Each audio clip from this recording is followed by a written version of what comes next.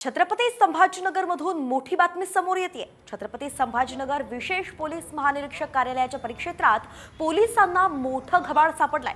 संभाजीनगर, जालना, बीड आणि धाराशिव या जिल्ह्यात ग्रामीण पोलिसांनी मोठी कारवाई केली आहे। 21 विधानसभा मतदारसंघात वेगवेगळ्या ठिकाणी पोलिसांनी नाकाबंदी चेकिंग करताना ही मोठी कारवाई केली आहे। निवडणूक आदर्श आचारसंहितेच्या नाकाबंदी आणि वाहन तपासणी दरम्यान आतापर्यंत 5 कोटी रोख रक्कम आणि जवळपास 10 कोटी रुपये किमतीचे सोन्या चांदीचे दागिनेही सापडले।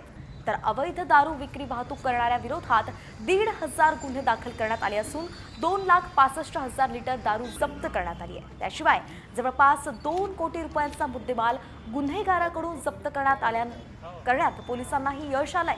गुटखाबंदी असतानाही गुटखा विक्री आणि वाहतूक करणाऱ्यांवरती 84 गुन्हे दाखल करून जवळपास 13,000 किलो गुटखा जप्त करण्यात आलाय। सोबतच 2 कोटी किमतीचा मुद्देमालही जप्त करण्यात आलाय। तर अंमली पदार्थ आणि गांजा तसंच नशेचे पदार्थ विक्री करणारे 42 गुन्हे दाखल करण्यात आले असून 28 क्विंटल अंमली पदार्थ जप्त करण्यात आले। 3 कोटी रुपयांचा मुद्देमाल यावेळी जप्त करण्यात आल्याची माहिती आहे।